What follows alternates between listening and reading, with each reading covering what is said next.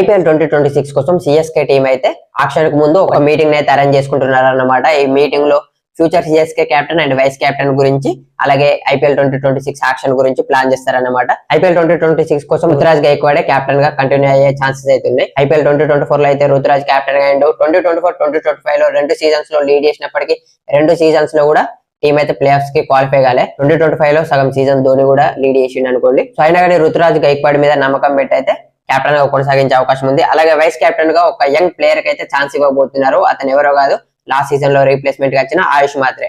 Replacement గా వచ్చి చాలా మంచి పర్ఫార్మెన్స్ ఇచ్చిండు. ప్రెసెంట్ ఇండియన్ అండర్-19 టీమ్ కూడా కెప్టెన్ ఉన్నాడు కాబట్టి అతను వైస్ కెప్టెన్ గా ప్రమోషన్ ఇచ్చి ఫ్యూచర్ కోసం అయితే గ్రూమ్ చేస్తున్నారు. ఎందుకంటే చాలా తక్కువ ఏజ్. రుతురాజ్ గైక్వాడ్ ఒక 7 to 8 years కెప్టెన్ చేసినాయని తర్వాత ఆయుష్ మాత్రం అయితే కెప్టెన్ గా చేయడానికి ప్లాన్ చేస్తున్నారు అన్నమాట. ఐపీఎల్ 2026 యాక్షన్ కోసం అయితే చాలా ప్లేయర్స్ ని రిలీజ్ చేస్తున్నట్టు అయితే తెలుస్తుంది సిఎస్కే నుంచి. ఎంఎస్ ధోని నెక్స్ట్ సీజన్ లో ఆడతాడో లేదో ఇప్పటి వరకు అయితే క్లారిటీ లేదు. సో November 15 రోజు రిటర్న్ లిస్ట్ వచ్చినప్పుడు అయితే క్లారిటీ వస్తుంది. మోస్ట్లీ నెక్స్ట్ సీజన్ కూడా ఆడే అవకాశం ఉంది. సో వీడియో నచ్చితే ఒక లైక్ చేయండి. అలాగే నెక్స్ట్ వచ్చే ఐపీఎల్ వీడియోస్ కోసం అండ్ ప్రో కబడ్డీ వీడియోస్ కోసం మన పేజ్ అయితే ఫాలో అయిపోండి.